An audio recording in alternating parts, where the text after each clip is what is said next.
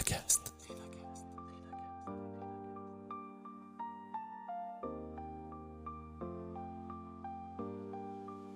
Putain, je suis vraiment fatigué, ce serait peut-être le moment de dormir. Je remercie mon frère, je lui dis vas-y, reviens demain. Et je me suis pas réveillé.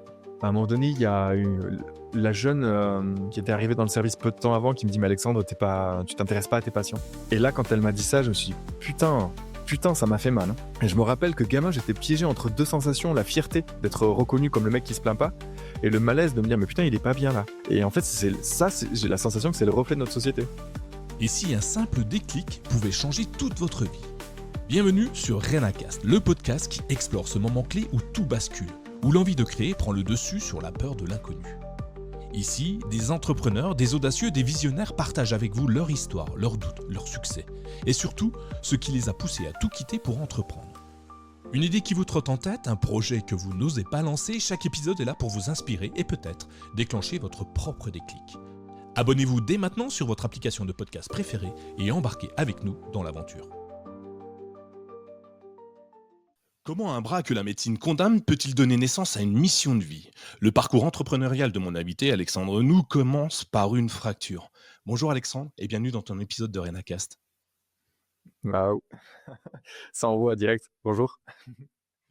Comment Tu me demandais vas-tu? comment ça va, c'est ça? Je suis distrait. Ouais, comment vas-tu? Je suis très honoré d'arriver sur ton podcast, d'être interviewé par quelqu'un. Je te le disais en off, mais la sensibilité des gens, ça me touche énormément. Je te sens très sensible, très présent. Et du coup, ça me donne envie de partager le plus possible sur ce qui sera touchant, j'ai envie de dire. Ouais, ça va être génial. En off, on a effectivement discuté ensemble. Ton parcours de vie est impressionnant.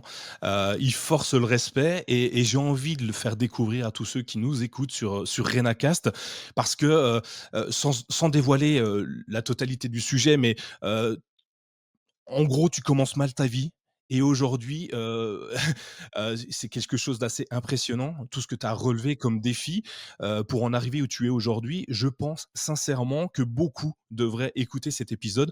Il devrait peut-être même être remboursé par la sécurité sociale par la suite, parce que franchement, ton énergie, ton discours, ton parcours, moi, m'a touché au moment où on s'est eu, au téléphone et comme je te le disais, j'ai eu les poils, qui sont apparus au moment où tu m'expliquais et je suis pas du genre sensible, mais franchement, bravo, enfin bravo. Heu, oui, bravo pour ce que tu as fait. Alors du coup, moi je te connais maintenant puisqu'on a papoté pas mal ensemble, on a discuté avec les aléas techniques en plus, de l'informatique, on a pu discuter un petit peu, mais nos auditeurs, eux, ne te connaissent pas encore. Alors Alexandre, est-ce que tu peux te présenter à eux? Euh, ah, c'est toujours délicat de trouver l'endroit par lequel se présenter sur un podcast comme ça. Je crois que je suis le genre de mec extrêmement téméraire. Euh, Tu disais que je m'en suis bien sorti dans la vie. J'ai été pas mal chahuté dans la vie. Et je crois que j'ai été tellement résistant face à la vie que j'ai été extrêmement chahuté. Et là, j'ai la sensation que mon métier en ce moment m'apprend à me détendre, m'apprend à me déposer, à suivre la vie d'une façon plus douce. Et je crois que si j'ai envie de me présenter, c'est ouais, le truc qui m'importe le plus, c'est de contribuer dans le monde pour faire en sorte que, je sais pas, que les gens se sentent plus en douceur, plus en délicatesse avec eux-mêmes et du coup avec les autres. Ouais. Je crois que Ouais. c'est comme ça que j'ai envie de me présenter. Bah, écoute, c'est typiquement le fil rouge que j'avais en tête de toi, de ton parcours, de ce que tu m'as dit. C'est exactement ce que j'avais vu et tu vois, le fait de te présenter déjà, en dit beaucoup sur toi. C'est ce que je dis à pas mal de mes invités. La présentation, me permet de changer la direction du podcast, en tout cas des questions que je peux poser.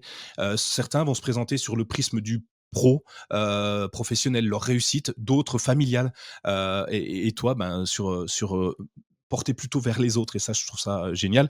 Alors, du coup, Alexandre, tu as été pas mal chahuté effectivement, tu vas nous le raconter, j'imagine, un petit peu dans ta vie. Avant de devenir entrepreneur, tu n'étais pas entrepreneur évidemment, puisque c'était l'avant. Tu as fait comme tout le monde, tu as fait des études, je pense, un petit peu. Tu vas peut-être nous en parler un peu et qui tu étais avant, de commencer à peut-être envisager de changer de vie? Ben, je crois que j'étais l'archétype du jeune de notre société. Genre, on m'a dit fais ce bac-là. J'ai fait ce bac, j'étais pas super convaincu. J'ai fait la suite logique de ce bac-là, donc je suis parti dans des études de réseau et télécommunications. J'ai pas pu aller au bout de mes études parce que mes parents n'avaient pas les moyens de me financer. Et puis le taf que je faisais à côté ne m'apportait pas assez d'argent. Puis en plus, je kiffais pas assez pour aller plus loin. Et du coup, je me suis égaré dans une profession qui était en lien avec ce que j'aime le plus, le lien avec les autres, dans le commerce. Et, euh, et c'est ça qui a été ma plus, mon plus grand enseignant quelque part. Dans le sens où je me suis rendu compte à ce moment-là que j'avais la fibre entrepreneuriale, mais j'avais la fibre entrepreneuriale parce que j'ai mené des actions dans cette direction, mais je me suis pas rendu compte que j'avais ça.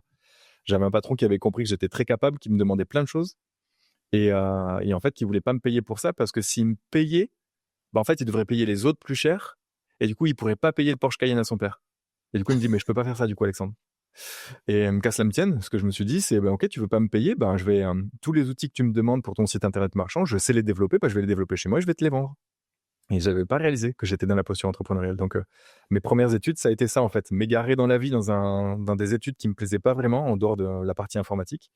Et puis, en fait, me rendre compte que, bah, j'étais beaucoup plus grand que les petites études dans lesquelles je m'installais. Et, étrangement, il aura fallu un accident plutôt violent pour me rendre compte que mon potentiel était encore plus grand que ça. Ouais, alors, effectivement. Alors déjà, un truc hyper intéressant que tu nous dis dès le départ, les études c'est bien, mais il faut aussi savoir, s'écouter et puis, être quand on est performant, aller réclamer et puis tout de suite, réagir par rapport aux réponses qu'on t'apporte. Tu deviens en fait, très rapidement freelance, si ou peut-être micro-entrepreneur là, à ce moment-là, tu as déjà créé une structure? Même pas, même pas. En fait, j'ai juste observé que mon patron me donnait des missions et il y en avait, mais en fait, j'étais beaucoup plus rapide que, en fait, ça connectait très vite à l'intérieur de moi à ce moment-là. Puis c'était tout ce qui tournait autour des nouvelles technologies. Il y avait un peu de programmation, un peu de trucs comme ça. C'était les débuts des sites internet marchands. Pour remettre un peu de contexte, c'était l'arrivée du premier iPhone. OK. Et donc régulièrement, il arrivait avec ses téléphones qui étaient en panne. Je me rappelle, il m'avait amené le HTC de son frère, et puis il avait fallu que je le craque. Et puis en une journée, j'avais fait ça. Puis il avait fallu faire pareil avec son iPhone. Enfin, et puis sur son site, il y avait plein de besoins parce que il n'y avait pas les plateformes qu'on connaît aujourd'hui pour faire de la plateforme de vente sur Internet. Il fallait tout faire par nous-mêmes en fait. Et, euh, et donc j'avais grave une place à jouer à cet endroit-là, dans le sens où j'accomplissais les missions, puis j'allais plus loin. J'avais envie de lui vendre, mais il se trouve que au moment où j'ai eu envie de lui vendre, c'est le moment où j'ai eu l'accident de moto. Donc, Ouais, le fameux. les seules choses les, les choses que j'entreprenais à côté, c'était commencer à racheter des pièces de PC pour remonter des PC et les revendre. Mais on dirait que la vie m'a interrompu avant que j'aille au bout de ce truc-là. D'accord et justement l'accident de moto, tu m'en as parlé, c'est là où tout bascule finalement. Qu'est-ce qui arrive? Qu'est-ce qui se passe à ce moment-là, après cet accident? Ouais. Ben, je crois que s'il y a un truc qui est important pour moi aujourd'hui, c'est de me rendre compte que la vie est beaucoup plus grande que moi. Ce que je veux dire par là, c'est que je fais l'expérience qu'elle est sans arrêt en train de me parler, et je crois qu'elle est sans arrêt en train de parler à tout le monde, à base de ressentis, à base d'expériences qui fonctionnent pas bien, mais où on va insister, et puis jusqu'au moment où ça va craquer. Et je crois que j'insistais très fort dans ma vie. Et le jour où j'ai eu l'accident de moto, c'est comme si je n'avais plus le choix. C'est comme si le matin, je me réveille, je sens que je suis à côté de mes pompes. À Montpellier, on dirait qu'on se sent dévarié. Comme si j'avais pas la prise totale sur ce qui était en train de m'arriver. Je me rappelle que je suis arrivé au bureau, j'étais là, mais pas trop là. Je faisais les tâches qui m'étaient demandées. J'avais discuté avec des gens à qui je voulais acheter des PC sur Internet. Big up au patron qui savait pas que je faisais ça à ce moment-là. Et j'avais rendez-vous avec une amie pour aller casser la croûte avec elle, une amie de collège en plus. Et là, je monte sur la moto, je prends une intersection, une seconde intersection, je lance la moto, et il y a une voiture qui sort de son stationnement. Donc il faut imaginer un grand scénic qui sort d'un rangement en bataille. Donc en fait, il prend toute la route. Et soit je décide que je vais heurter la portière de cette voiture, soit je décide que je vais heurter la voiture qui arrive dans l'autre sens. Du coup, je me dis, en fait, j'ai pas vraiment le choix. Tout ça, ça se passe en une fraction de seconde. Donc du coup, je plante les freins, j'insulte la personne de tout ce que je peux, je heurte la voiture. Le temps se suspend, je me sens partir en arrière, je comprends pas trop ce qui m'arrive. Je me rappelle que je touche le sol, et puis là, d'un seul coup, une douleur intense pour reprendre de l'air dans les poumons. Et je sais pas si tu as déjà fait l'expérience des poumons vidés qui sont collés, et au moment où tu réouvres les alvéoles, ça fait extrêmement mal. Et là, je fais un petit check-up, et je me rends compte que mes doigts bougent, mes orteils bougent, du coup, je me dis: «Ça va». Je relève la tête, je vois que j'ai ma jambe qui passe en travers de l'autre jambe, je me dis: «Ah, ça va pas». Non. Et et là, le temps commence à devenir long parce que je reste sur le bord de la route. Je pense que ça doit pas durer extrêmement longtemps, mais je me rappelle des camions qui passent à côté avec leurs énormes roues qui sont à quelques centimètres de ma tête. Je me rappelle mon frère qui vient me voir, je me rappelle des gens qui viennent me voir. Je me rappelle des pompiers qui arrivent, qui me remettent la jambe en place. Je me rappelle de tout. L'arrivée, aux urgences, les gens qui me foutent à poil, putain. Et ce moment où je dis à un des gars: «Non, non, mais gars, attends, tu t'appelles comment là?» Il me donne son prénom, je me rappelle plus. Et du coup, je fais: «OK, c'est bon, maintenant tu peux me mettre nu», tu vois? Pas devant un Je me inconnu. rappelle je me rappelle de tout ça. Et ce qui est dramatique, avec ce truc-là, c'est que, le soir, il y a mon frère qui vient me voir, qui m'apporte un McDo, c'est le recette raclette. Je me rappelle que, c'est la série spéciale de McDo avec les petits lardons dessus, je me rappelle de tout. Je me sens un petit peu ébloui, je regarde par la fenêtre, puis je vois comme un halo lumineux, puis je me dis: «Ah putain, je suis vraiment fatigué, ce serait peut-être le moment de dormir». Je remercie mon frère, je lui dis: «Vas-y, reviens demain». Et je me suis pas réveillé. Ah, Je me suis pas réveillé. Et et en gros, je vais le faire de mon prisme à moi. Qu'est-ce qui s'est passé? Je crois que je m'endors, mais je me rappelle pas trop bien de ça. Puis à un moment donné, je me retrouve comme dans une pièce noire. J'ai peur, j'ai extrêmement peur. J'ai la sensation, je sens qu'il y a une lumière au-dessus de moi et je veux pas la regarder, même si elle m'illumine, parce que je sens que si je la regarde, je vais partir là-dedans. Et je me retrouve à taper sur des murs que je vois pas, à genoux, en train de dire: «Mais c'est pas ma place ici, c'est pas ma place». Ça s'arrête. Je sais qu'à un moment donné, j'ai senti quelque chose de chaud sur mon front, je sais que j'ai entendu la voix de mon père, mais je comprenais rien du tout. Je sais que j'ai à nouveau entendu la voix de mon père, plus la sensation de chaud sur mon front, ce coup-ci je comprends ce qu'il me dit. Je sens que je suis ému, mais j'arrive pas à savoir c'est quoi l'émotion. Je me rappelle qu'il y a un truc chaud et, et mouillé qui coule sur mes joues. Et là, je réalise que mon père m'a dit des trucs qui m'ont touché et qu'en fait, je suis en train de pleurer.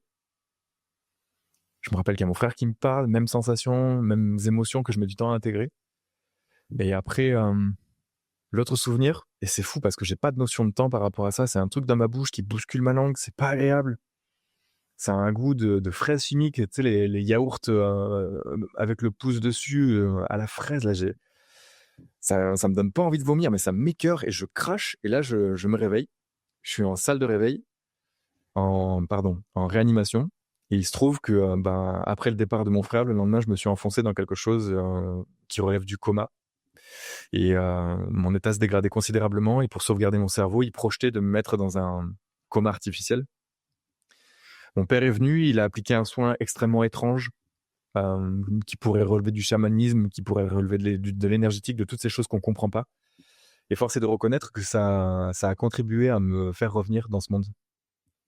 Et tu me demandais qu'est-ce qui s'est passé après cet accident. Je crois que j'ai commencé à me remettre dans la voie qui était la mienne, puisque la voie dans laquelle j'étais avant, c'était celle du capitalisme, dans le sens je suis exploité par un patron, t'inquiète tonton, c'est moi qui vais t'exploiter dans quelques temps. C'est moi qui aurai la Porsche. Et en fait, j'ai été ramené à quelque chose de beaucoup plus humain, beaucoup plus sensible et vivant. Donc, yes, c'est ça que cet accident est venu m'apporter. ça t'a ça s'est imposé à toi finalement, de retrouver ton chemin, étrangement avec un accident, mais c'est souvent comme ça, pour beaucoup de monde. On attend un déclic grave, pour pouvoir changer, parce qu'on n'a plus le choix en fait finalement. Et alors tu as eu la chance et la malchance de l'avoir très tôt finalement, puisque c'était aux alentours de 2007, c'est ça? 2008 d'après ce que je comprends? J'avais 20 ans. J'avais C'est 20 très ans et tôt, ouais. ouais. Mmh. Et tu t'en relèves quand même puisque tu sors du coma, tu sors de cet effet, cette stase, cet enfermement comme tu l'images bien, on est avec toi quand tu le dis, cette boîte noire, on voit très bien ce que tu as vécu. Enfin, en tout cas, tu l'expliques, super bien. Une fois que tu sors de là, tu te rends compte que ta vie, c'est pas ce que tu voulais, c'est ce que tu as, c'est pas celle que tu imaginais ou en fait, que tu savais pas encore que tu imaginais. Hem et quand tu sors tout de suite, de l'hôpital ou de la clinique ou ça met un temps avant d'en sortir? ça met du temps. Ça met du temps et en vrai, le calvaire, il a commencé à partir de là. Enfin, je dis le calvaire parce que franchement, l'hôpital, ça n'a pas été de la tarte, hein. En gros, c'était l'hôpital de Perpignan. Je vais pas jeter la pierre parce que j'ai été infirmier par la suite et je sais ce que c'est, du coup, des services qui sont surchargés, pas assez de temps, beaucoup de pression sur le professionnel de santé. Mais force est de reconnaître que je me suis réveillé et je vais pas rentrer dans le détail parce que c'est un peu glauque, mais je me suis pas senti respecté, je me suis pas senti honoré, je me suis senti sale, je me suis senti avili et, et pas entendu par la plupart du service, que ce soit les médecins ou les professionnels de santé. Et ça me désole de dire ça, mais c'est la réalité. Et au milieu de tout ça, il y a, je me rappelle d'un infirmier de nuit où je lui disais, mais putain, je me sens pas bien. Les médecins avaient dit, non, mais vous vous sentez pas bien, vous avez rien, c'est dans votre tête, etc. Et là, il y a cet infirmier qui me dit, non, mais t'inquiète, je comprends. La première fois, il me masse le sacrum. Et quand on passe son temps dans un lit sans pouvoir bouger parce qu'on a une jambe qui HS et un bras qui HS qui fait mal, le moindre mouvement, ça fait mal. Mais en fait, le simple fait que d'être mobilisé un peu par quelqu'un, le simple fait que d'avoir un peu de considération, mais c'est fou le bien que ça m'a fait, quoi.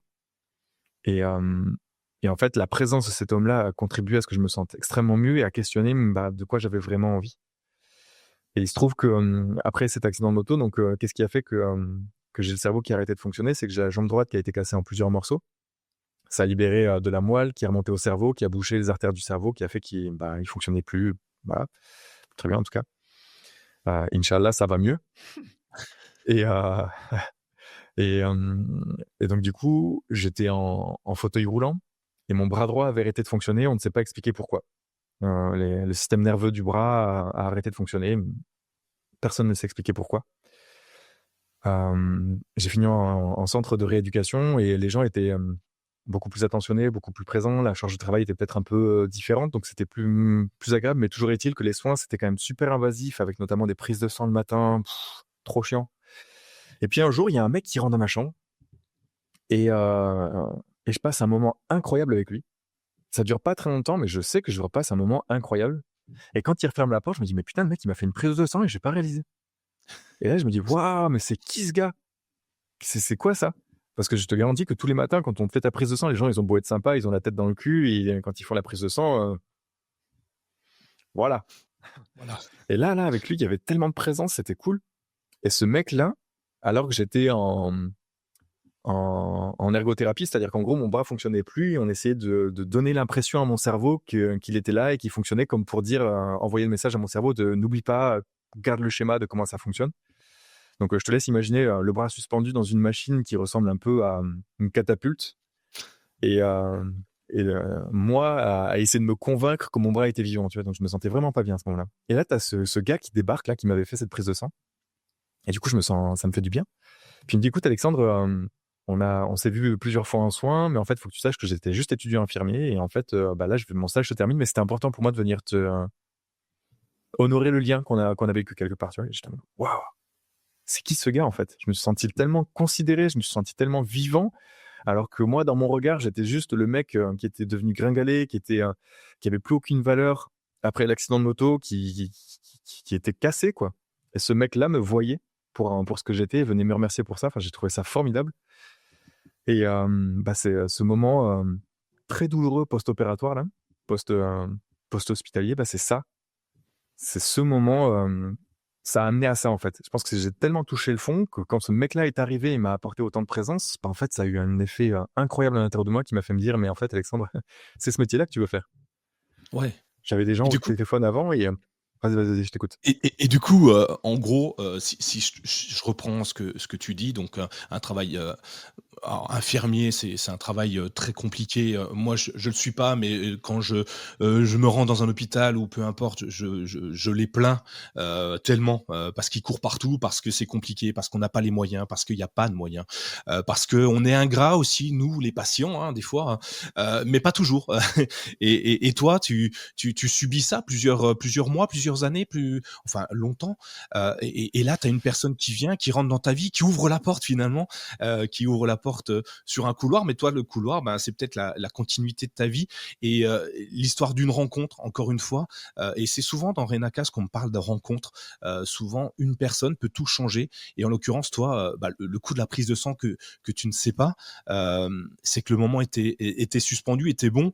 Et du coup, c'est important d'écouter ceux qu'on croise parce que on a régulièrement des personnes qui nous approchent et qui peuvent nous faire changer d'opinion, d'idée, sans forcément de confrontation, juste des fois avec une discussion ou une simple présence, et tu le dis bien, hein, des fois, c'est juste ça. Et je trouve ça hyper intéressant pour pouvoir réfléchir, penser à soi, d'écouter aussi ceux qui nous rapprochent, qui sont avec nous, qui nous tiennent la main, parfois de loin, juste avec une phrase, un mot, une attention, et je trouve ça génial à prendre en considération quand on veut grandir. Comme tu le dis, la vie est plus grande que moi. Quand on veut grandir, ben, parfois il faut s'aider des autres, il faut monter avec les autres et faire un petit parcours ensemble. Là, c'est le cas. Enfin, en tout cas, merci à cet étudiant infirmier de t'avoir amené Mmh. jusque-là. Je sais pas si j'ai bien résumé ce que tu as dit. Absolument, absolument. J'ai juste envie d'appuyer très fort ce que tu dis en mode, oui, hem, aidons-nous des autres. J'ai la sensation d'avoir grandi dans un monde qui me poussait à faire seul, qui Mmh. me poussait à devenir quelque chose qui répondait à des besoins qui étaient pas forcément les miens et qui me rendait complètement hermétique au monde, au message du monde et aux autres. J'étais extrêmement amer et ouais, cet accident de moto, ça a été, un des premiers coups de massue dans ce mur de faire seul. Ouais, effectivement. C'est important de le dire, hein, parce qu'on peut alors il y a un dicton, «Seul on va plus vite, à plusieurs on va plus loin». Finalement, il marche bien, hein, tu vois? À 2 déjà c'est plusieurs et tu vois Renakas, je l'ai construit comme ça. Je me suis dit au début, je t'en ai parlé quand on s'est eu la 1re fois, que je voulais le faire tout seul, expliquer mon expérience, et je me suis dit que ça irait pas très loin finalement et c'est comme ça que j'en suis venu à aller vous chercher, vous chercher à échanger avec des gens que je ne connais pas. Et moi, je trouve que Renakas grandit grâce à ses invités et pas grâce à moi. Moi, je suis juste là pour poser les questions que peut-être que tout le monde se poserait en t'écoutant. Donc, c'est un peu ça. Alors, moins grave que ce que toi tu as vécu, évidemment. Une mesure beaucoup plus simple, mais hyper intéressant. Alors du coup, tu as ce déclic, tu te dis, OK, il m'a aidé, il m'a accompagné, je veux devenir ça, et c'est là que tu deviens infirmier, c'est ça? Tu te dis: «OK, la prochaine fois, je deviens soignant». Ouais. Hem, c'est super drôle, ça m'amuse parce que, en fait, mon père est infirmier et jamais, au grand jamais, j'aurais imaginé faire ce métier-là et en fait, toute l'éducation que j'ai reçue, en tout cas du côté de mon père, ça menait à ça, de la curiosité, de la sensibilité, de l'intérêt pour les autres. Si bien que, vu que j'étais handicapé, j'ai pu intégrer un centre de réinsertion professionnelle qui est une opportunité immense à Montpellier, où en fait j'étais, financé. J'avais l'équivalent de mon salaire précédent qui m'était versé, pour étudier le métier d'infirmier. Donc, heu, ouais, c'est incroyable. Le revers de la médaille, c'est que la moyenne d'âge est aux alentours des 40 ans, que les soirées étudiantes, bah, il y en a pas. L'avantage, c'est que du coup, j'étais beaucoup plus assidu sur les cours et j'ai eu ce diplôme, avec facilité parce que ça connectait vite sur, la machine qu'est le corps humain. Je comprenais assez vite, assez facilement et en fait, ça m'a permis d'apprendre à mettre beaucoup plus de théorie sur, la facilité relationnelle que je pouvais avoir avec les gens. Ouais, ça a affûté Ouais. cet aspect-là de moi. Ça ouvre beaucoup de perspectives effectivement, et le fait que tu te rends compte que tu n'es pas seul et que tu as un pouvoir pour aider les autres, moi je me sens hyper intéressant. Tu vois ton parcours là pour l'instant il me fait penser à un épisode que j'ai eu, je crois que c'est le 6e épisode avec, Pauline Chérouz qui était prédestinée à devenir danseuse d'opéra. Enfin danseuse tout court, donc depuis toute petite, tu vois? Sa vie c'était ça. Elle a commencé très tôt et puis il y a un accident grave aussi, qui fait qu'elle s'arrête, tout s'arrête parce qu'elle peut plus danser et tu vois, c'est la même chose. Elle se fait appeler madame Résilience, clairement, c'est ça. Tu as la même chose, monsieur Résilience, je vous présenterai si vous vous connaissez pas. Je pense que vous avez pas mal de choses en commun finalement, et elle a pas eu de chance dans sa vie et à chaque fois elle s'est relevée. Donc un accident grave, une maladie, bref, le Covid comme beaucoup de monde, et à chaque fois son métier s'arrête, tu vois, sa projection future se stoppe d'un seul coup et elle est obligée de se réinventer. Est-ce que tu as fait, tu étais prédestiné à peut-être devenir informaticien derrière un bureau, peut-être un jour chef d'entreprise, mais grand, et puis finalement tout s'arrête et tu relativises tout ça et tu vas partir pour devenir aide-soignant, donc infirmier à ton compte, tu décides de te lancer à ton compte, ça y est, tu deviens entrepreneur? Non, pas du tout. Pas du tout, parce que moi, ce qui m'intéressait dans le métier infirmier, c'était toute la technique, que ce soit la technique relationnelle que la technique gestuelle. Donc en fait, moi, mon ambition, en devenant infirmier, c'était de finir dans les soins type réanimation, type soins intensifs, tout ça.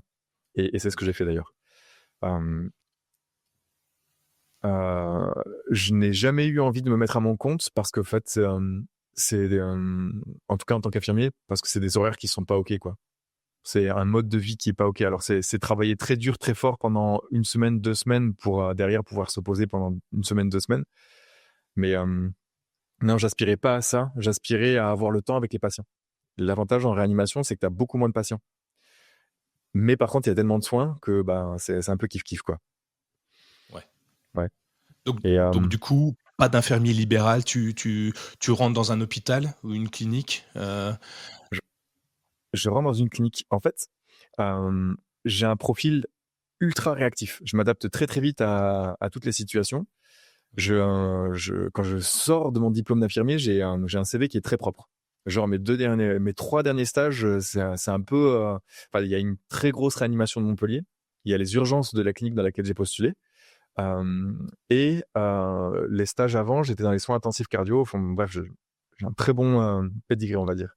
Je fais une première nuit de réanimation dans la clinique du Millénaire. On me dit, ça s'est bien passé, on va peut-être voir à te faire revenir. Donc, on me donne rendez-vous avec la directrice des soins infirmiers et quelqu'un d'autre, la RH, je crois. Et en fait, je leur dis que j'ai pas peur, j'ai pas froid aux yeux, que je suis prêt à travailler, que je peux m'adapter très très vite. Et on me dit, bah ça tombe bien. On avait envie de créer un CDI. On avait besoin de quelqu'un de très polyvalent. Donc, du coup, j'étais infirmier de poule où en fait, je ne connaissais pas mon agenda un mois, une semaine avant. Et je pouvais enchaîner des jours et des nuits. Et en fait, ça s'est extrêmement bien passé parce que j'avais beaucoup d'énergie à ce moment-là. Et en fait, il y a un moment donné où on m'a repéré dans un service, on m'a demandé d'intégrer ce service-là. Et c'était la salle de réveil du bloc opératoire chirurgical. Et là, ça a été un gros, gros kiff. ouais. Et qu'est-ce que tu as appris, pendant cette période-là? Puisque finalement à chaque étape de ta vie, tu apprends des choses sur toi, sur les autres et ça doit être hyper enfin, accompagner les gens à se réveiller au départ, enfin je connais pas vraiment, mais tu vois, je je survole, c'est pas mon métier et j'ai sincèrement pas envie de le tester. Je te laisse je te laisse faire ça. Mais qu'est-ce que tu apprends sur, à ce moment-là, dans ce poste-là? Bah, je découvre à quel point la gestuelle technique pointue, ça me parle de ouf. Alors, il y a beaucoup de répétitions quand même en salle de réveil, dans le sens où le principe d'une mission en salle de réveil, c'est tu as un patient qui sort du bloc opératoire, tu surveilles ses constantes, tu t'assures que son corps fonctionne bien, tu surveilles que les plaies ne coulent pas trop. Il y a d'autres paramètres dont il faut s'assurer, notamment sa capacité à respirer, des choses comme ça. Et une fois qu'il est stabilisé, après, tu peux le renvoyer en chambre. Il y a une grosse cadence qui fait que c'est stimulant. Et par moment, tu as des situations qui sont un peu critiques. Et c'est ces situations où, en fait, je me sens le plus à ma place, quoi. Une des situations, c'est, on est au bloc opératoire. L'infirmière qui est avec moi est une jeune diplômée. On a 2 aides-soignantes qui sont avec nous. On a la salle de réveil qui est pleine. On doit avoir, je sais pas, une quinzaine, une vingtaine de patients. Et il se trouve qu'on a un patient qui sort du bloc opératoire pour une intervention sur le dos, mais où ils sont passés en antérieur devant au niveau de la gorge. Un des risques principaux, c'est un œdème avec une altération de sa capacité à respirer. Il se trouve qu'à un moment donné, je passe à côté du patient et puis je me dis, tiens, c'est bizarre, sa saturation, elle est pas très haute alors qu'il est sous oxygène. Du coup, je monte un petit peu l'oxygène. Je vois que ça monte pas. Ouh, ça sent pas bon. Je regarde ses yeux, il est en mydriase, donc ça veut dire qu'il a les pupilles qui sont dilatées. Je me dis, ça sent vraiment pas bon cette affaire. Je commence à appeler l'anest. Le temps que j'appelle l'anest, la saturation avait commencé à chuter. Du coup, je comprends qu'il est en train de faire un œdème. Du coup, je prends le temps d'expliquer au patient qu'il y a une situation qui est compliquée qui s'annonce, mais que je suis avec lui, que je vais prévenir ma collègue et qu'on va mettre en place tout ce qu'il faut pour que ça se passe bien. Du coup, je vais voir ma collègue qui est jeune diplômée et qui se retrouve à gérer tous les lits à elle toute seule et les autres sorties. Et moi, je me retrouve avec ce patient et lui expliquer qu'on va lui faire une trachéotomie dans la salle de réveil. C'est-à-dire qu'on va lui ouvrir la gorge de façon à introduire un tube qui va passer en dessous de l'œdème pour que ses poumons puissent respirer. Et en fait, je sens qu'il panique, mais en fait, il y a un truc à l'intérieur de moi qui est tellement sécure, tellement détendu, tellement posé, que je sens qu'il se dépose sur moi. Et à chaque fois dans les situations d'urgence, c'est ça qui se passe. Et ça, c'est un endroit de moi que j'adore. Ce truc de oui, il y a une urgence, mais t'inquiète, ça va bien se passer. Et après, j'ai installé tout le dispositif pour que l'anesthésiste puisse faire son affaire. On a accompagné le patient, on l'a endormi, on a fait en sorte que ça se passe bien. Et au final, la situation d'urgence s'est bien passée. Et tu vois, un truc qui me nourrit énormément, c'est que par la suite, je suis allé en réanimation. Et c'est marrant parce que je me sens encore touché de cette scène. Mais je rentre dans la chambre. Le patient est encore trachéotomisé avec le respirateur parce qu'il ne peut pas assumer sa respiration tout seul. Et il me reconnaît. Et là, je vois qu'il est hébété. Je vois qu'il a les larmes aux yeux direct. Et voilà. Cet espace de la technicité qui vient au service de l'humain, ça, c'est le truc que j'ai appris. Et malheureusement, l'autre truc que j'ai appris, c'est qu'on a tellement mis en avant la technicité qu'on a oublié l'humain.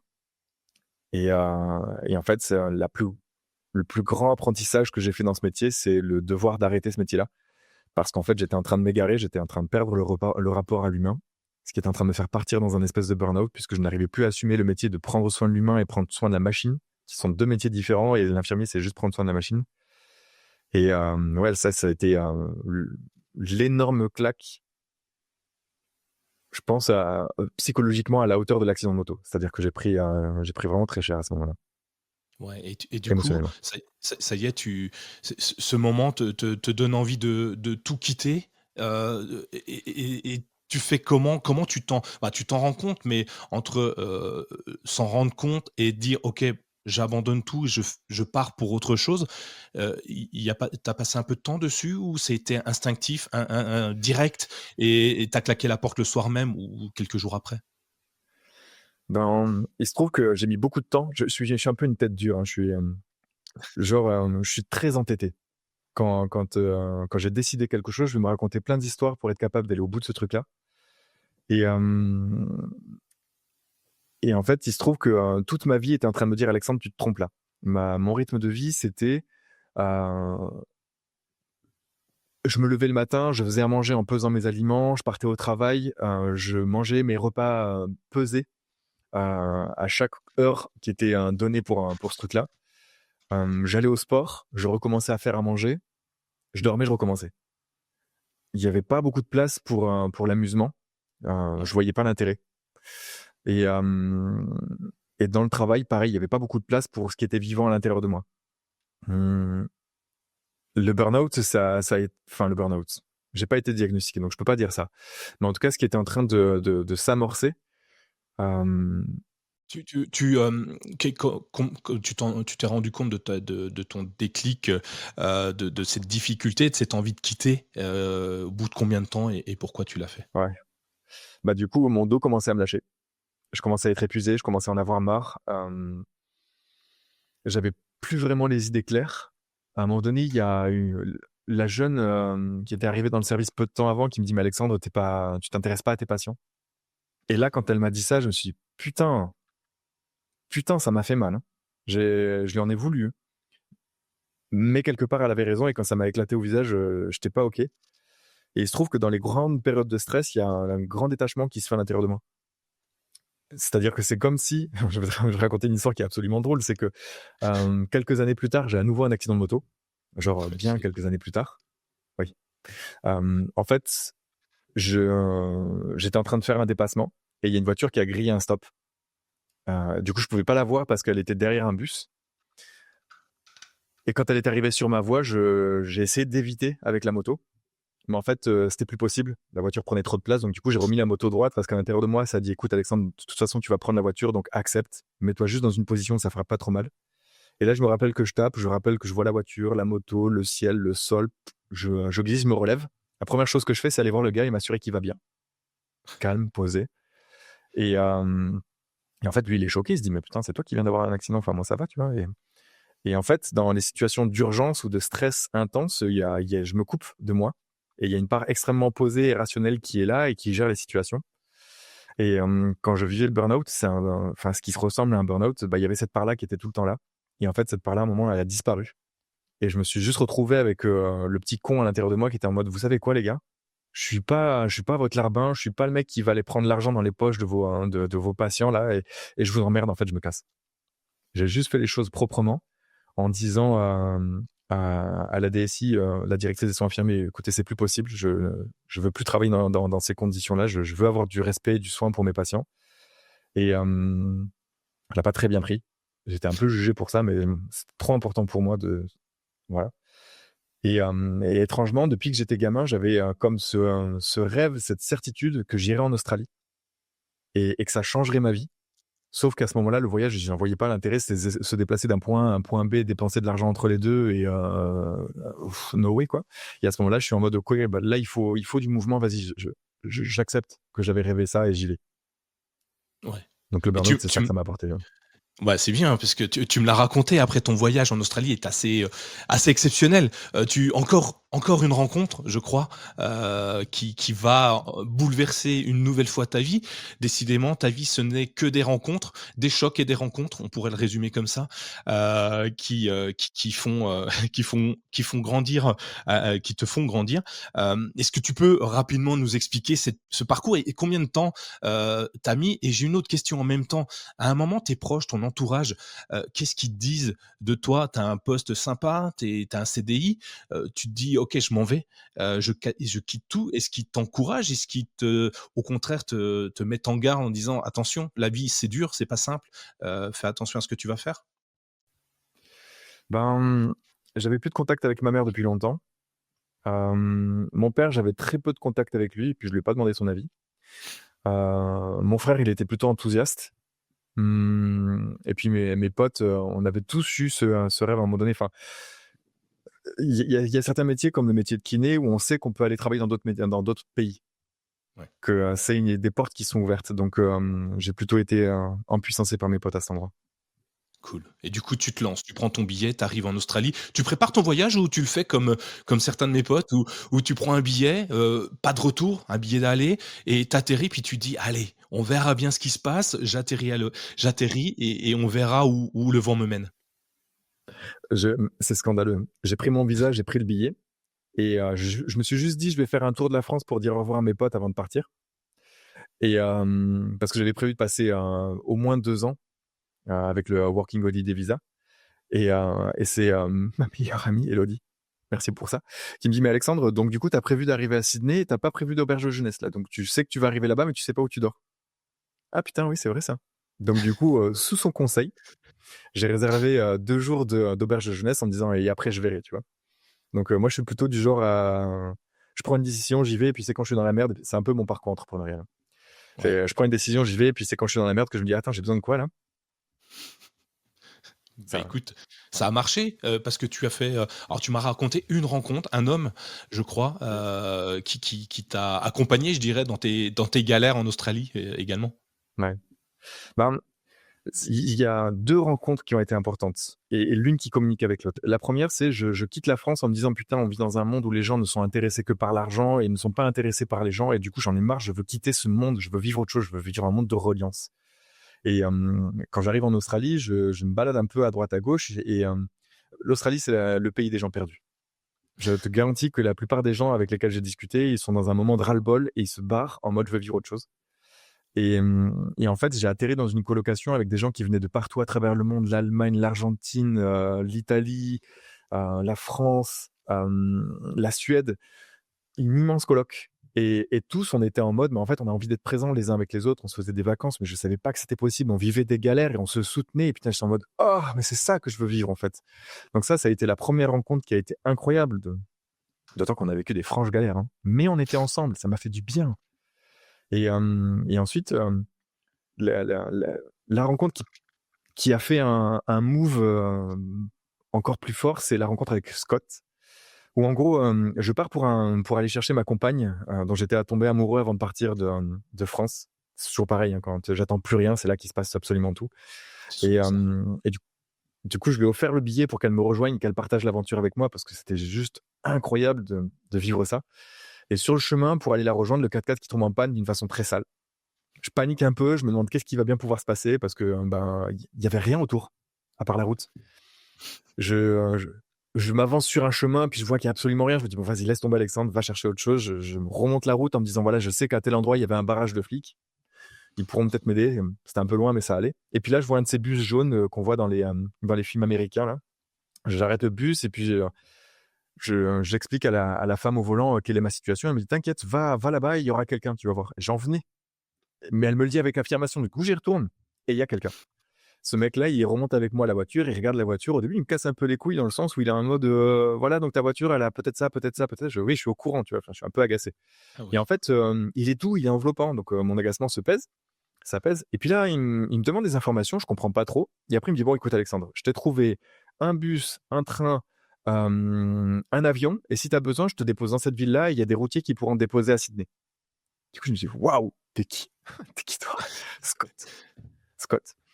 Et je commence à avoir envie de le remercier. Et puis il me dit non, non, mais t'inquiète. J'ai connu des galères, je sais ce que c'est. Et aujourd'hui, à chaque fois que je peux aider, je le fais. Et si tout le monde faisait ça, ça changerait le monde. Waouh, Scott, quoi. Puis entre-temps, il m'a appelé une dépanneuse. Et puis la dépanneuse arrive et puis il me dit écoute, on va laisser partir ton 4x4, viens avec moi, on va papoter un peu ensemble. 4x4 car. Et puis là, il me raconte les galères par lesquelles il est passé. Cet homme me touche de ouf. On arrive chez le dépanneur me dit Alexandre, ta voiture est morte. Change.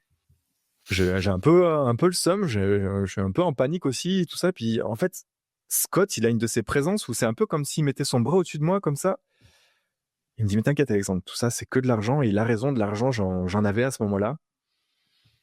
Ça allait. Et puis il me dit, t'inquiète, t'as choisi d'aller à l'aéroport, je te dépose à l'aéroport. T'es qui déjà? Scott. Et me remercie pas parce que si tout le monde faisait ça, ça changerait le monde. Ah. On arrive à l'aéroport. Et je vois que l'avion est le lendemain. J'essaye de dormir dans l'aéroport. On me dit non, non, mais l'aéroport va fermer, donc c'est pas possible. Je panique un peu. Scott me dit t'inquiète, Alexandre. Je connais une chambre d'hôtel, je peux t'y déposer. Puis demain, tu retourneras à l'aéroport. Le mec m'amène à la chambre d'hôtel. Il voit que je panique un peu à l'idée d'appeler un taxi, que ça ne fonctionne pas bien. Il me dit t'inquiète, Alexandre. Demain, j'avais prévu de retourner en ville. Je viendrai un petit peu plus tôt. Je viendrai te chercher. Et le mec, à 4 heures du matin, il est devant ma chambre d'hôtel pour venir m'amener à l'aéroport. Et du coup, j'ai envie de te remercier. Il me dit non, si tout le monde faisait ça, ça changerait le monde. Je sens que j'ai. Oh. On arrive à l'aéroport et puis je tiens absolument à le remercier. Et puis la bière, c'est un peu un truc quand même en Australie. Et puis j'avais un pack de bière et du coup, je lui offre mon pack de bière en mode mais Scott, s'il te plaît, tu vois. Il dit merci. Mais surtout, rappelle-toi, Alexandre, si tout le monde faisait ça, ça changerait le monde. Et cette expérience, elle a été incroyable parce que je me suis rendu compte que le monde dans lequel je vivais, là, ce monde où les gens ne sont pas soucieux les uns des autres, c'était un monde, mais qu'il y avait un autre monde qui existait avec des gens comme Scott. Et, et tu vois, au début du podcast, quand je disais que j'ai envie de œuvrer pour un monde dans lequel les gens sont plus conscients d'eux, bah, je crois que ça passe par ça. Plus conscients d'eux et du coup plus en lien avec les autres et dans la reliance. Et ouais, ce voyage en Australie, c'est ça que ça m'a apporté. Encore une rencontre, encore un déclic hyper intéressant, une personnalité impressionnante. Scott, tu vois, si j'avais dû monter une boîte après ça, moi, je l'aurais appelé Scott la boîte, tu vois, clairement. Mais toi, c'est pas ce que tu as fait. Tu es revenu en France, ça y est, tu deviens entrepreneur ou pas? En fait, s'il y a un truc qui se passe pour moi, c'est que je me dis, en fait, j'avais de la merde dans les yeux et le monde dans lequel je vivais m'aidait à me mettre de la merde dans les yeux. Ouais. Et en fait, je me suis rendu compte, mais l'expérience que j'ai vécue, elle peut être partagée à d'autres personnes qui vivent quelque chose qui relève du burn-out et j'ai envie d'offrir aux autres ce que j'ai vécu moi-même.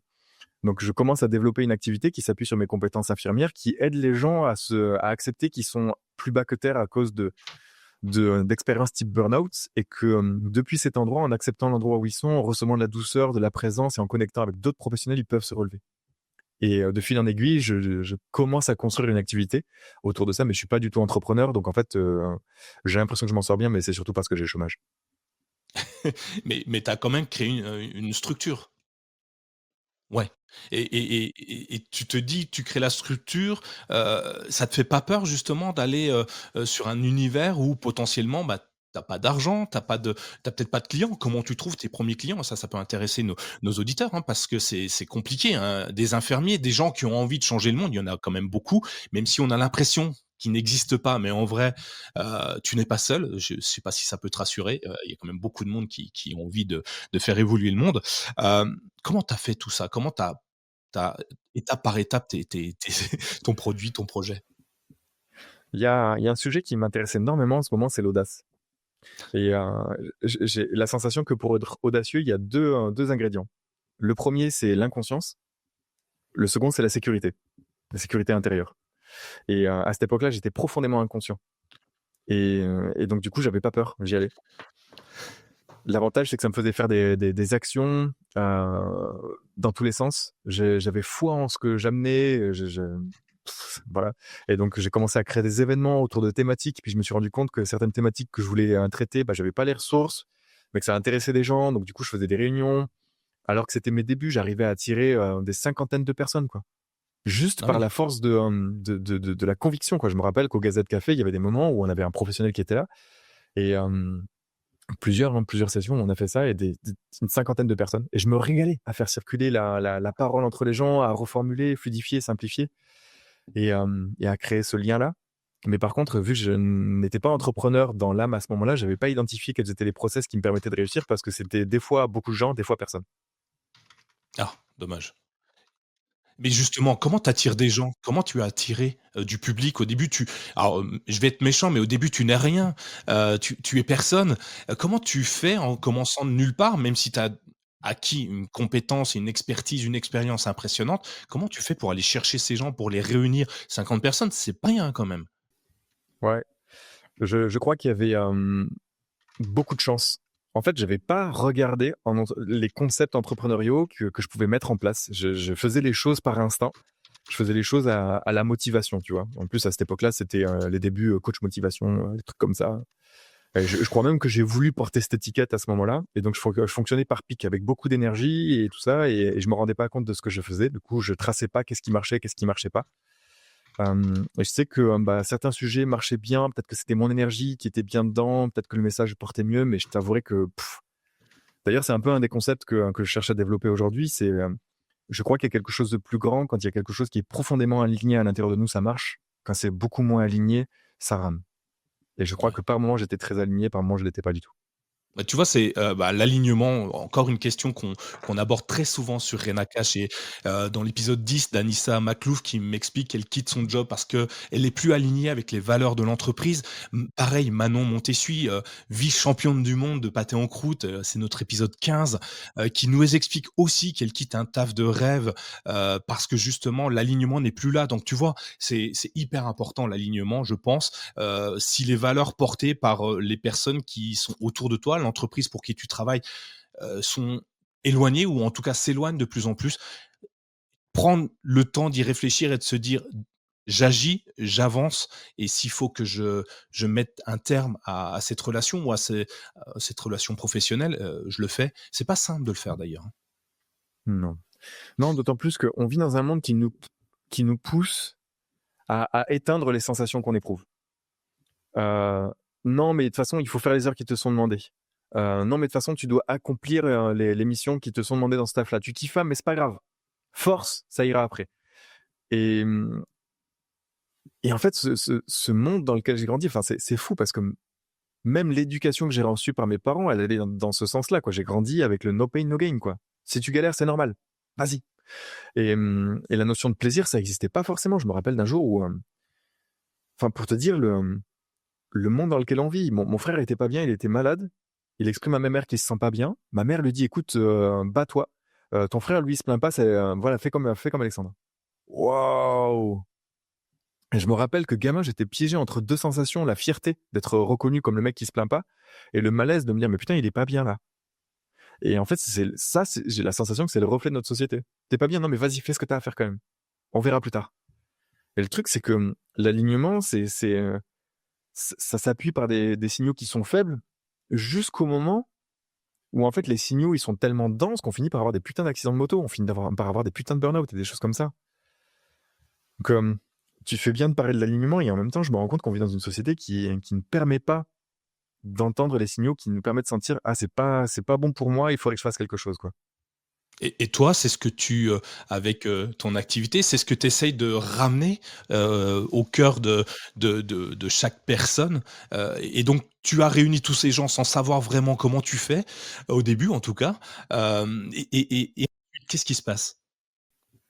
Mais en fait, ce qui se passe, c'est que parmi les centres dans lesquels je me rentre, me rends, les lieux dans lesquels je fais des événements, il y a un mec qui me dit putain, toi, je sais pas quitter, mais on a un truc à faire ensemble.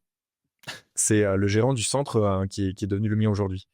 Et, euh, et en fait, on se retrouve beaucoup autour de questions qu'on se pose. C'est quoi être un homme dans notre société? Parce qu'on est tous les deux autour de la trentaine. Et l'homme blanc cisgenre hétéro, c'est l'agresseur aujourd'hui dans nos sociétés. Et en fait, on se sent agressé par cette identité-là. On se dit, mais on Mmh. est plus que ça. Mais en même temps, on nous rappelle sans arrêt qu'on est ça. Donc en fait, qu'est-ce qui se passe, tu vois? Et à force de graviter l'un avec l'autre, on se tisse du lien très très dense, très très fort. Moi, je continue à faire des événements autour pour attirer l'attention sur tout ce qui est les métiers du développement personnel et du bien-être, parce que je me rends compte que si j'ai fait infirmier, c'était pour être présent dans le sensible avec les gens, mais que le métier de l'infirmier aujourd'hui, c'est prendre soin de la machine et pas du sensible. Mais que par contre, il y a des professions qui existent, qui prennent soin de ça, mais on comprend absolument rien à qui ils sont et qu'est-ce qu'ils font. On a l'impression qu'il faut être malade pour faire appel à eux. J'ai fait l'expérience avec certains, j'ai pas été voir les bons, j'ai vécu des expériences horribles. Et je me dis, mais putain, en fait, je me rends compte de combien ils font du bien, mais on comprend rien. Donc je me dis, je vais créer des événements, une thématique, et là, c'est là que je commence à rentrer dans l'entrepreneuriat, mais je me rends pas compte. Une thématique, un professionnel qui répond à ça, un public qui est intéressé par ça. Et là, je commence à entendre tous les contenus qu'avait fait Oussama Hamar sur les réseaux sociaux. Je sais pas si tu as vu ça, Mmh. avec The Family et tout ça. Et en fait, c'est riche. Le mec, pour moi, c'est un psychopathe doué et en même temps un génie. Il y a un C'est truc comme ça. ça, tu vois.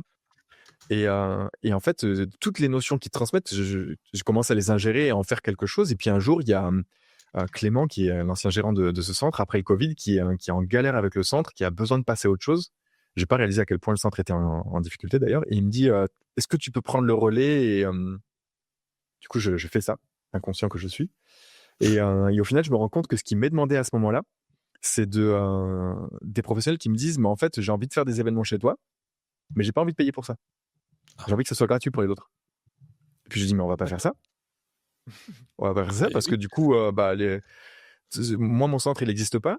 Si tu mets pas de valeur là-dedans, les gens ne mettront pas de valeur là-dedans. Donc, on va voir comment est-ce qu'on peut faire pour mettre de la valeur dans ce que tu apportes pour que les gens soient intéressés et soient prêts à payer pour ce que tu amènes. Même pas une grande somme, tu vois. Et en fait, je commence à avoir un professionnel, deux professionnels.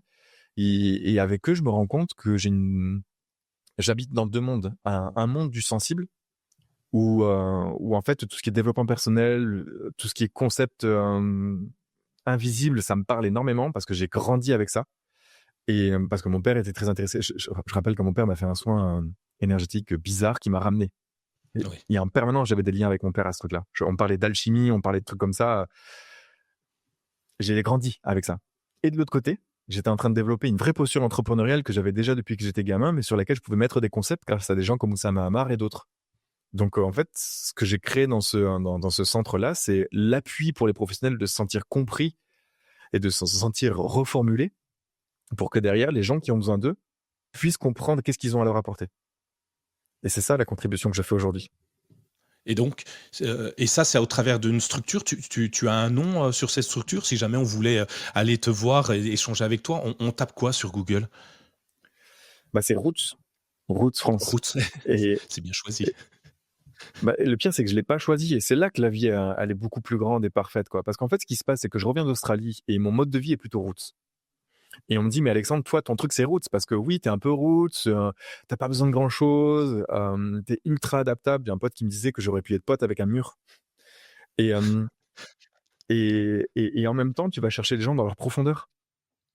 Donc j'accepte ce nom qui arrive. Ma première activité, ça s'appelait Esprit Roots parce qu'il y avait de l'esprit, il y avait des racines dedans. C'était un peu perché. Et par la suite, en rentrant un peu plus dans l'entrepreneuriat, en me faisant accompagner par des gens sur les concepts associés à mon entreprise, on a choisi Roots, Roots, parce qu'en effet, c'était les fondamentaux de l'entreprise et que les fondamentaux d'une entreprise dans tout ce qui est développement personnel bien-être, toutes les autres d'ailleurs, c'est son identité, c'est l'identité du gérant de ce truc-là. Et mon travail, c'est d'aider les gens à aller chercher leur racine qui va donner naissance à leur arbre derrière, à leur feuille, à ce qui est visible, quoi. OK, et donc avec Roots, tu proposes, enfin, comment tu as organisé ce que tu voulais? Donc, tu me dis: «Je vais me tromper très certainement et tant mieux», comme ça tu pourras bien appuyer dessus. De ce que je comprends et je vais au plus bas possible de la réflexion, tu proposes, des locaux, des services à des personnes qui voudraient, qui en ont besoin pour, eux-mêmes propager leur travail, c'est ça?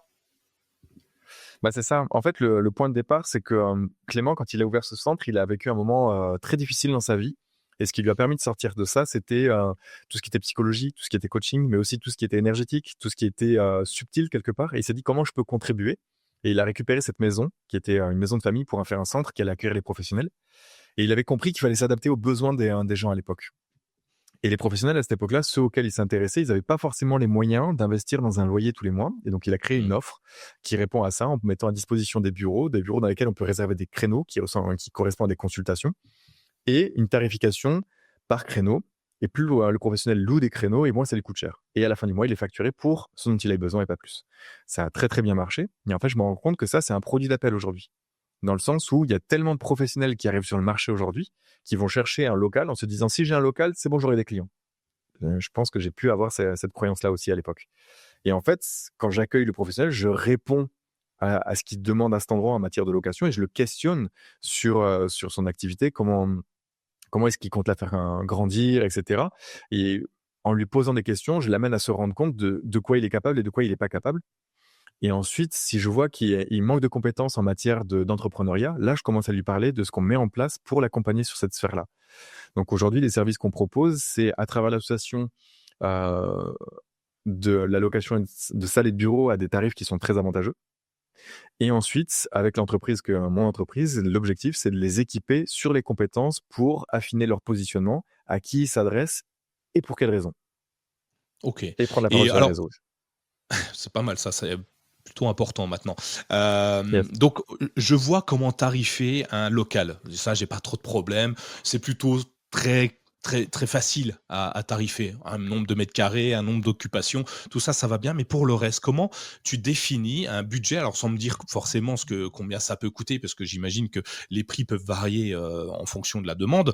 Mais comment tu as défini, ça peut aider nos auditeurs, un tarif sur, un service de cette, qualité, de cette ampleur? Je, je fais l'expérience que la seule chose qui va conditionner le tarif auquel on va pouvoir vendre un produit, c'est à quel tarif on est prêt à être payé aujourd'hui. Et souvent, les professionnels, quand ils arrivent à la villa, ils ont des envies de grandeur, ils ont des envies de plein de trucs, ils me sortent des chiffres à 3 chiffres, à 4 chiffres. Euh, et en fait, le plus important, c'est de savoir, quand tu vas demander à ton patient, ton client de payer, est-ce que tu te sens confortable? Et s'il ne se sent pas confortable, c'est que c'est pas le bon tarif. Et donc, on fait des tests. Une fois qu'on a senti l'argent qu'il est prêt à recevoir, là, on voit qu'est-ce qu'il a envie de mettre dedans. Et ça fonctionne exactement comme ça pour moi. La toute première offre que j'ai faite, elle était aux alentours des 200 euros. Puis à un moment donné, j'ai fait une folie, je l'ai augmenté à 250 euros. Waouh! Oh la Et, folie. euh, et en quelques années, j'ai augmenté ma tarification jusqu'à 2000 euros. Et il se trouve que là maintenant, je me sens moins aligné dans ce truc-là parce que je suis en train de vivre un profond changement où j'ai moins envie d'accompagner sur l'aspect entrepreneurial et où j'ai plus envie d'accompagner sur quel est ton message et c'est quoi la part en toi qui est prête à la partager. La part émotionnelle, celle qui est vivante, pas celle qui est dans ta tête et qui fait chier tout le monde. Et là, je me rends compte que c'est un nouveau modèle économique que j'ai envie de mettre en place. Et ça va être une tarification qui va être beaucoup moindre, mais qui sera un nouveau produit d'appel qui va inviter à un produit qui sera beaucoup plus construit et qui coûtera un peu moins cher. Donc là, tu es en train déjà de réfléchir à un prochain produit, qui viendrait s'additionner à ce que tu as déjà, donc la location, l'accompagnement et professionnel. Mais maintenant, alors personnel, non, on dirait pas personnel, mais intérieur, c'est ça? Ouais. En fait, s'il y a un truc que je comprends, c'est qu'en permanence, il y a tout qui est en train de changer à l'intérieur de moi. Il y a tout qui est en train de bouger. Et soit mon business accompagne les changements que je vis à l'intérieur et les rencontres que je fais, parce que tu vois, on travaille ensemble avec Inès Cabane, que tu as eu en interview il n'y a pas très longtemps. Ouais. Et elle est très forte sur l'aspect quelles actions est-ce que je peux mener pour développer mon business. Et moi, je suis très fort sur c'est quoi les actions que je peux mener pour comprendre qui je suis et faire comprendre qui je suis. Et en fait, aujourd'hui, j'ai envie de recentrer mes efforts à l'endroit où ma zone de génie est la plus grande. Et c'est dans les racines de l'entrepreneur. Donc, mon offre est en train d'évoluer au regard de l'évolution que je suis moi-même en train de vivre, au regard de qui bouge autour de moi. Donc ouais, là en ce moment, je suis en train de refondre les choses et j'ai envie de proposer des modèles économiques comme à l'époque avec les bureaux qui soient en adéquation avec la réalité des gens aujourd'hui. Parce que on a quand même une situation économique qui se casse la gueule. Et pour pouvoir investir avec des gros montants, c'est moins facile qu'avant. Et donc j'ai envie de faire des produits qui coûtent moins cher mais qui engagent énormément de confiance pour derrière engager plus d'argent et donc de la réussite. OK, ouais. Ça me semble plutôt logique, et intéressant. On montre, ça permet d'accéder à quelque chose et puis ensuite continuer à travailler avec toi si tout s'est bien passé finalement.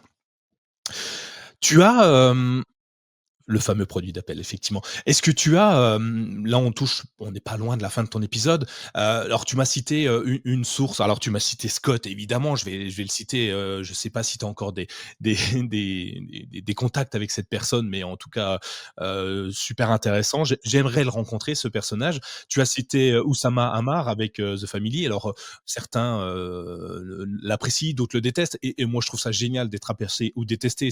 Être ignoré, j'aime pas ça. Par contre, avoir un sentiment de haine ou d'amour, je trouve ça génial.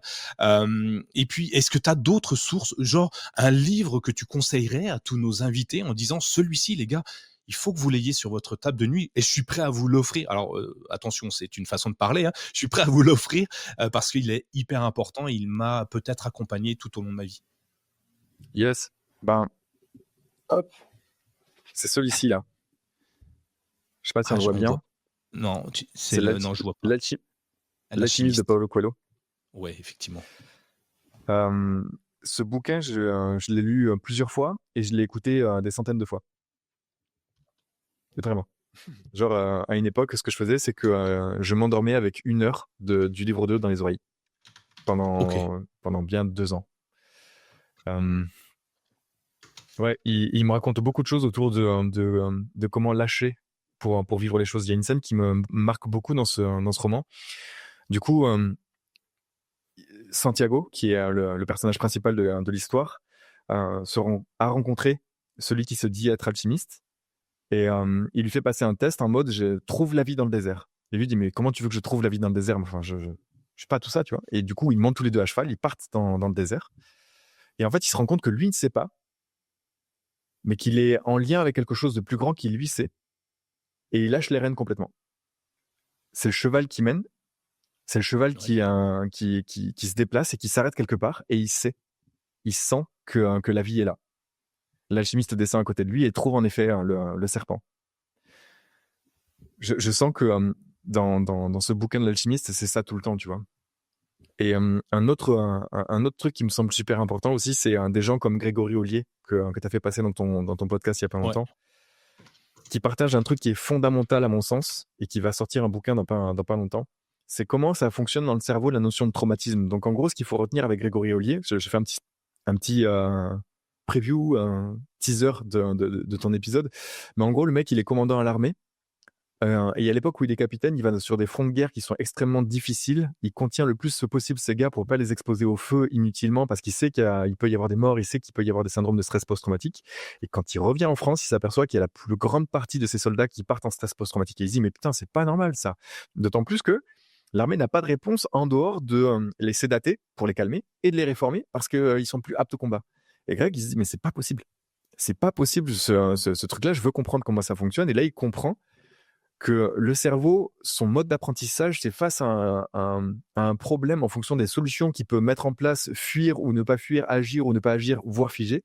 Il apprend ce qu'il doit faire derrière. Et un cerveau qui est traumatisé, c'est un cerveau qui n'a pas trouvé les solutions pour réagir à une situation. À travers le SSPT, il comprend comment faire pour aller chercher le cerveau à l'endroit où il est piégé, le libérer, pour faire en sorte que la personne soit elle-même libérée. Et il se rend compte que ces peurs-là, qui nous farcissent tous notre quotidien, qui nous empêche de nous mettre en mouvement, qui nous empêche d'avoir les comportements de leader ou les comportements de personnes qui arrivent à mener des actions entrepreneuriales, ce sont des peurs, la peur d'être vu, la peur de mal faire, la peur de plein de choses comme ça, et que ces peurs-là peuvent être spottées et dissoutes pour rendre la mobilité aux gens. Donc s'il y a un autre ouvrage que j'aurais tendance à conseiller ou un autre personnage, ce serait ce Grégory Ollier, parce que moi je bosse avec lui et ça me fait du bien, hein. Ouais, effectivement, son épisode était hyper intéressant, hein. Rien que visuellement, tu le vois, tu as envie de lui faire confiance. Tu vois, c'est un peu alors, je l'ai vu un peu comme un gros nounours quand je l'ai découvert physiquement. Je me suis dit, je sais pas, j'ai envie d'aller avec lui et son discours, tout du long, nous rassure, nous montre encore une fois, comme le tien d'ailleurs, que, c'est important de savoir s'écouter, d'aller plus loin, donc avec ces 3 points effectivement hyper intéressants. Dans tous les cas, dans les notes de l'émission, je mettrai tout ce que tu as dit, donc les livres et évidemment, je repartagerai l'épisode de Grégory à ce moment-là, il n'y a pas de problème. Au contraire, ça m'a fait plaisir en tout cas d'être avec lui. Si tu avais un conseil pour ceux qui veulent essayer de se lancer, sans entreprendre, puisque aujourd'hui, tu en as vu passer plein entre tes mains, à tous nos auditeurs, est-ce que tu leur donnerais un conseil utile, soit un outil, soit une façon de penser, autre chose comme ça, qui pourrait leur servir, pour démarrer? Absolument. Oussama Ammar, dans une de ses conférences, il expliquait qu'il y a une grande différence entre la personne qui développe un médicament pour sauver sa mère, d'une personne qui développe un des médicaments pour faire de l'argent. Mmh. Le mec qui est skin in the game, qui a une raison qui a quelque chose de fort qui pousse, en fait, lui, il a plus de chances de réussir. Quand on devient entrepreneur, il y a plus forte raison, entrepreneur dans tout ce qui est développement personnel et bien-être, je vais faire un petit focus sur eux. Ils ont vécu des choses qui sont très très fortes dans leur vie, qui répondent à des ruptures très franches qu'ils ont vécues. Et s'ils s'appuient sur ces espaces-là, ils peuvent créer un lien avec les personnes qui vivent exactement les mêmes problématiques. Et plus ils vont pouvoir parler de ce moment de difficulté depuis un espace qu'ils savent cultiver aujourd'hui de sécurité, et plus les personnes qui vivent ce problème-là vont pouvoir dire mais comment cette personne, elle peut parler de ce truc-là et être aussi bien à la fois. Et là, elles peuvent commencer à se projeter dans l'accompagnement avec ces personnes. D'ailleurs, ça a été le sujet de mon mémoire de fin d'études en tant qu'infirmier, de celui que je suis à celui que je deviens, l'infirmier que je deviens, puisque je me suis rendu compte que certains patients, quand je rentrais dans les chambres, le match était incroyable, d'autres, ça fonctionnait pas du tout. Et que plus le match était grand, plus le projet de soin pouvait s'accomplir, sauf si j'étais pas capable de respecter la juste distance avec le patient et que je rentrais dans la contagion émotionnelle. Ouais, important. Je prends, Euh, je note, on va le rajouter. Je me fais des petites fiches de tous les conseils qu'on me donne. Alors, des fiches mentales, hein, pour l'instant, mais je me tâte à peut-être faire des vraies fiches et les distribuer autour de moi, avec les petits conseils, alors qui peuvent servir pour devenir entrepreneur, mais finalement, ce que tu dis, ça peut marcher dans la vie de tous les jours. Tu pas besoin d'être entrepreneur pour utiliser ton tips, ton conseil. J'aime beaucoup. Hem On arrive à la fin, j'ai toujours une question à la fin de l'épisode. Alors avant d'arriver à la fin, une dernière question. Si on a envie d'échanger avec toi, de travailler avec toi, où est-ce qu'on peut te retrouver? Est-ce qu'il y a un endroit en particulier où on peut discuter avec toi? Yes, à la Villa, à Montpellier, à proximité du CNRS, au nord de Montpellier. Il suffit de taper Roots et la Villa et vous tombez sur moi. Mais surtout, le 5 décembre, on fait un gros événement avec Grégory, avec Inès, avec d'autres personnes qui ont une expérience qui est forte et qui se sont rendus compte que oui, la vie répond à des règles qu'on connaît tous, 1 + 1 = 2, mais que ces règles-là, c'est pas les seules. C'est un peu comme, dernièrement, j'écoutais un podcast que j'adore, qui s'appelle Mystère Étoile par, Zebrolos, qui explique que, pour comprendre ce qui se passe dans l'univers, on a besoin de ce qu'amène Einstein avec, la relativité générale et on a besoin de quantique. Mais que par contre, l'un ne fonctionne pas avec l'autre. En tout cas, on ne sait pas les faire cohabiter ensemble. Des gens comme Grégory, des gens comme Inès, ce sont des gens qui ont maîtrisé le côté, très, rationnel et qui ont ajouté une autre dimension qui relève du quantique, qui relève du, plus grand, pour lesquels on n'a pas les règles et qui apportent des résultats combinés avec, notre capacité à être rationnel, qui sont beaucoup plus grands, que ce soit en matière de leadership, que ce soit en matière de développement d'activité, que ce soit en matière d'impact dans la société et l'endroit où on pourra nous retrouver parce que, je sens que j'appartiens à ce groupe de personnes qui influent un changement dans le monde en complémentarité avec tout ce qui relève de l'intelligence artificielle. C'est le 5 décembre de cette année-là, au Pasino de la Grande Motte. où on va réunir 1000 entrepreneurs et surtout des dirigeants qui se posent des questions sur ce monde un peu plus grand, mais qui n'ont pas encore trouvé les figures d'autorité qui leur inspirent la sécurité pour aller jeter un coup d'œil. Et justement, des gens comme Inès, des gens comme Grégory, des gens comme ceux qui vont être sur scène avec nous peuvent inspirer parce qu'on a vécu les mêmes choses que les dirigeants. Le truc de oui, tu as raison d'y croire et on va te montrer comment ça fonctionne. Ok, cool. On peut s'y inscrire. Je peux venir, par exemple, si j'ai l'occasion de passer par là. Il y a un site où on peut s'y inscrire ou... Yes, c'est or-cadre.events. Ok. Et autant te dire que tu seras invité. C'est gentil, merci beaucoup. Ben, je rajouterai le lien. Normalement, l'épisode apparaîtra avant le 5 décembre, puisqu'on on enregistre le 12 septembre, donc normalement, ça devrait bien se faire. Merci en tout cas, Alexandre, c'était très très plaisant d'échanger avec toi. J'espère que tu as inspiré tous ceux qui nous écoutent autant que tu m'inspires moi. J'ai ma dernière question, celle qui va clôturer l'épisode. Alexandre, si tu avais la capacité de revenir dans le passé, loin, tu sais, quand tu avais avant tes 20 ans, et que tu pouvais tomber, et tu tomberais nez à nez face à toi-même, qu'est-ce que tu te dirais ? Alors avant de répondre à ta question, j'ai envie de te remercier toi aussi pour l'opportunité que tu me donnes de prendre la parole pour ce qui est important pour moi.